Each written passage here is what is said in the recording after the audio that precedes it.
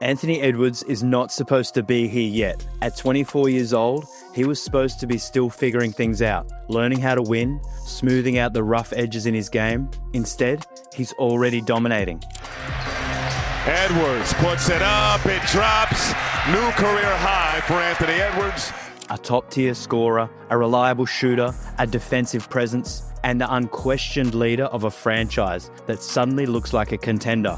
He dunks on you, blocks your shot, drops 30, and he's doing these while leading a team that most people wrote off and stepping up in the biggest moments like he's been doing this for a decade. And the craziest part, he's just getting started. Because if this is what Anthony Edwards looks like now, then the NBA might have a serious problem on its hands. When Anthony Edwards entered the league in 2020, he was raw, explosive, athletic, fearless, but far from polished. He was putting up nearly 20 points a game, but he couldn't shoot, hitting just 32% from three and barely scraping 42% from the field. He was more highlight reel than superstar. But by year 2, things started to change a bit. The jumper got tighter, the scoring ticked up, and suddenly, Ant wasn't just dunking on people. He was torching them from outside too. 21 points per game, 36% from deep, and defenses had to start paying attention. Then came year 3 with an incredible leap. Almost 25 points a night, nearly 6 rebounds, over 4 assists, and for the first time, he became the guy you had to game plan around. The dunks, the blocks, the scoring. It was all still there, but now there was an efficiency and maturity to his game that made him dangerous in a completely new way. Much smaller now for the Timberwolves. Edwards takes a shot. Late close by Caldwell Pope. And then last season, at just 23 years old, Anthony Edwards didn't just improve, he broke into superstar territory. 27.6 points per game, 4th in the entire league. He played 79 games, proving his durability, and for the first time, he wasn't just scoring more, he was scoring better. His field goal percentage climbed to 44.7%, and his three-point shot became a legitimate weapon, hitting a blazing 39.5% from deep. Most players start to plateau by year 5, but Ant is only just taking off. In his first couple of seasons, he was unrefined, predictable, defined by sheer speed and power more than precision or craft. But through 5 years, Edwards has built a reputation not just on freakish athleticism, but on steady, year-over-year improvement. He's raised his scoring average and his true shooting percentage every single season of his career. And in the last 2 years, he's infused his game with something far more dangerous: substance, dexterity, and guile. Ant isn't just putting up numbers anymore. He's refining how he gets them. Every year, more efficient. Every year, more dangerous. Every year, more complete. And nowhere was that more evident than his three-point shooting. Last season, Edwards shocked the league by becoming one of the best shooters in basketball. 42-14, late first quarter. Edwards for 3. 320 made threes, the most in the NBA. A career high, 39.5% from deep, and 230 of those came on pull-up attempts, leading the league by a wide margin. And it wasn't just empty shooting. His efficiency directly translated to winning.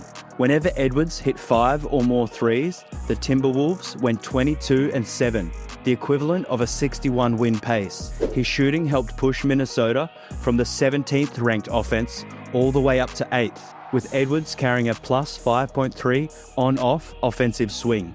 And he did it all while commanding the full weight of opposing defenses. The traps, the doubles, the scouting reports, all trained on stopping him. Yet it didn't matter. Edwards kept producing, kept elevating, kept proving he's not just a highlight reel anymore. He's a complete superstar. That said, everything about Anthony Edwards' first 5 years in the NBA suggests we're only seeing the beginning of something special.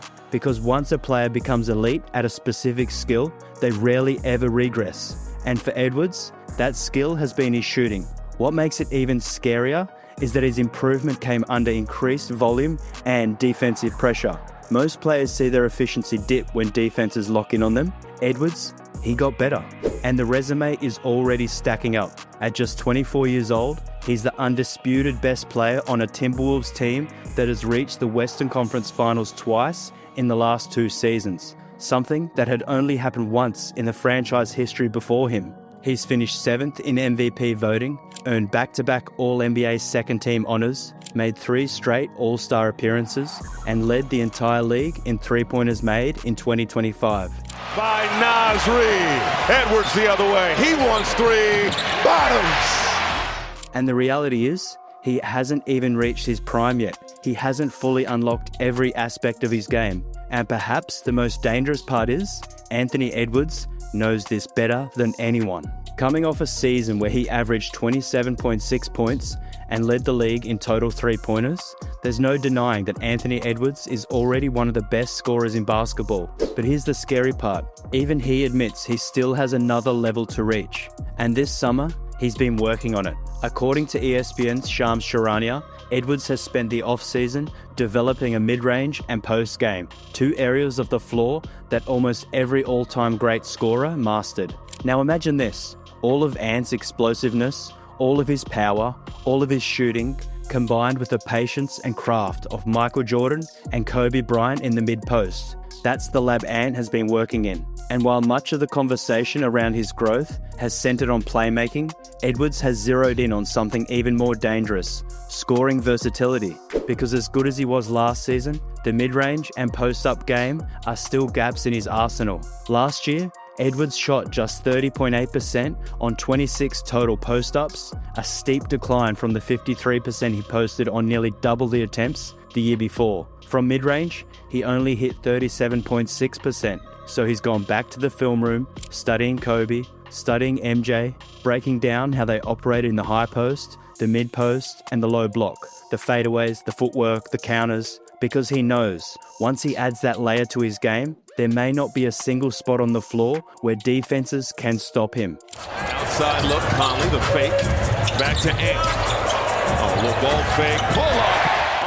And while Edwards' lack of post-up and mid-range game wasn't much of a problem during the regular season, it became glaring in the playoffs, especially in the Western Conference Finals. The Oklahoma City Thunder baited Edwards into mid-range looks, daring him to beat them from that area, but he couldn't make them pay. Meanwhile, on the other side of the floor, Edwards was watching firsthand just how deadly the mid-range can be in the postseason. Shai Gilgeous-Alexander didn't just beat the Wolves, he picked them apart from that exact spot. SGA led the entire playoffs with 65 mid-range shots, more than double the next closest player, and shot a ridiculous 59% on post-ups. While Edwards struggled to find answers, Shai was carving up defenses with patience, footwork, and touch. That contrast told the whole story.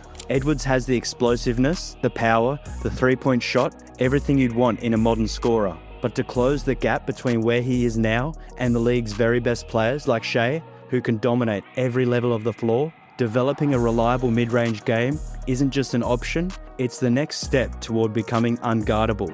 Now, Edwards is a gifted isolation scorer, and earlier in his career, he was an effective mid-range scorer. A big part of Edwards' decline as a post-up and mid-range scorer has been tied to his rise as an elite shooter.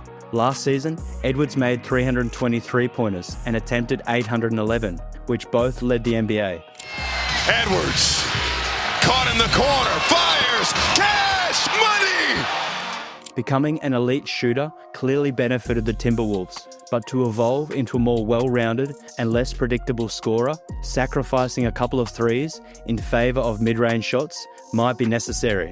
That adjustment would make him much harder to game plan against in playoff settings. With his size, at 6'4", 225 pounds, combined with elite athleticism, Edwards has all the tools to be an elite post scorer. Given that this has become an off-season focus, it's fair to expect a slight decline in his three-point volume in exchange for a steadier mid-range and post-up presence. The key is dedicating himself to attacking from these areas more consistently, something he hasn't fully committed to since 2022. Still, focusing on the mid-range and post-up game doesn't guarantee immediate translation to the court. Players often experiment with new tools during the off-season that don't always stick when the game matters. Ben Simmons spent summers working on jump shots, yet rarely brought them out in real games. Even Shaquille O'Neal famously put up thousands of free throws every summer without seeing meaningful results during the season. There are also players who use the off-season to sharpen overlooked areas of the game, and it ultimately paid off. Giannis Antetokounmpo is a prime example. Over the past few years, he gradually added the mid-range to his arsenal, and last season, he became one of the most productive scorers from that spot league-wide. He took 21.2% of his shot from the mid-range and converted 44.2% of them. The season before, mid-range shots accounted for just 15.6% of his attempts, and in 2020, they were only 9.4%. Giannis looking to go off the bounce, so mid-range is pure! Progress was steady, but the results eventually made him far more versatile scorer. The same can happen with Edwards. Watching film of Michael Jordan and Kobe Bryant may not immediately translate to nightly dominance in the mid-range, but as he refines his comfort and confidence, this added dimension could push him toward becoming nearly unstoppable. Think about it. If you already can't stop him from beyond the arc and in transition, what happens when he slows the game down, posts you up, or kills you from 15 feet out? At that point, guarding Ant-Man might not just be difficult, it might be impossible. While becoming a 3-level scorer will make Anthony Edwards nearly unstoppable, his leadership transformation might be even more important for Minnesota's championship hopes. Last summer was a turning point. After losing in the conference finals, Ant joined Team USA at the Paris Olympics. He returned with something different, not just as a scorer, but as a leader who understood what winning demanded. When Edwards entered the league in 2020, veterans like Rubio, Beverly, and Karl Anthony Towns ran the locker room. But as the roster evolved, Ant became the heartbeat.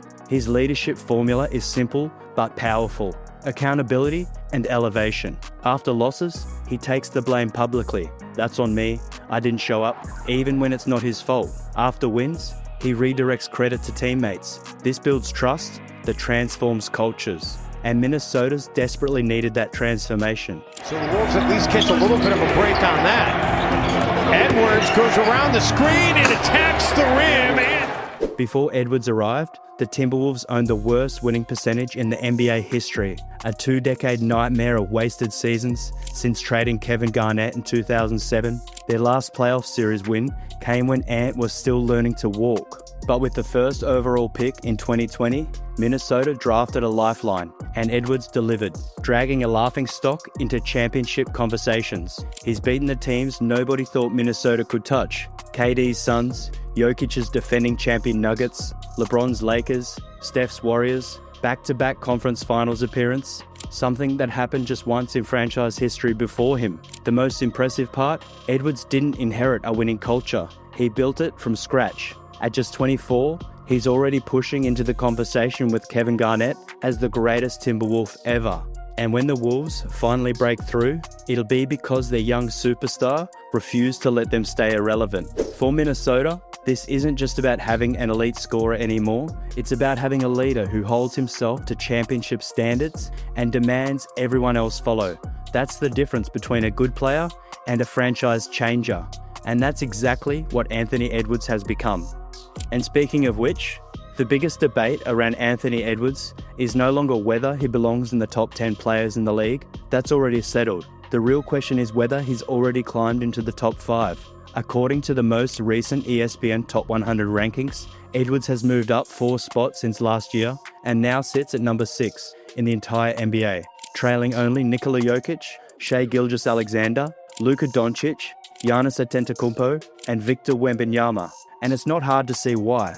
Last season, Edwards continued his meteoric rise by adding a lethal 3-point shot to his arsenal, fueling him to a career-high 27.6 points per game while leading the league in threes made.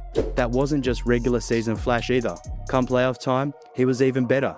Edwards carried Minnesota to the conference finals for the 2nd straight year. What makes it even more impressive is the context. This wasn't the same Wolves team as the year before. Edwards had to help integrate Julius Randle into the starting lineup after Karl Anthony Towns was traded to New York, and yet, despite the roster shakeup, Ant didn't just maintain Minnesota's momentum, he elevated it in some ways. However, you could also argue that Edwards isn't quite top 5 yet. Since the 2004-05 season, every NBA champion has had at least one All-NBA first-team player. Edwards, despite back-to-back All-NBA second-team selections, hasn't cracked that level yet, and there's still areas of his game that demand growth. Edwards gets it back, finds some space, nails another! Most notably, his playmaking. Opposing defenses already know the formula. Throw doubles at Edwards, force the ball out of his hands, and dare him to make the right reads. As good as he is as a scorer, he's still developing as a passer. Last season, when Minnesota leaned on him more in a lead guard role, the results were mixed. He averaged 4.5 assists to 3.2 turnovers in the regular season. Numbers that point to an elite scorer, but just an average playmaker. The playoffs revealed both sides of that coin. Through the first 2 rounds, Edwards looked like he was turning the corner as a facilitator, averaging nearly 6 assists with just over 2 turnovers. But in the Western Conference Finals, Oklahoma City's suffocating defense exposed the gap in his game. He averaged 4.6 assists against 3.2 turnovers, struggling to consistently punish traps and double teams with quick, decisive reads. And yet, this feels less like a ceiling and more like a checkpoint. Edwards is only 24. Playmaking, like leadership, usually comes with time, and all the signs point to him figuring it out. Right now, he's firmly a top 10 player, but he's already doing top 5 things. It's only a matter of when, not if, he officially joins that group. Because at the end of the day, Anthony Edwards is young, but he plays like a superstar, talks like a champion, and leads like a veteran. And that's the NBA's real problem. He's not just coming for the league, he's coming for its standards. The NBA has an Anthony Edwards problem, and the problem is only getting bigger. So what do you think? Is Anthony Edwards already a top 5 guy, or does he still need that finals run to cement it? Let me know your take down in the comments. And as always, don't forget to hype, like, subscribe, and stay tuned. The new NBA season is right around the corner, and we've got plenty more videos coming your way.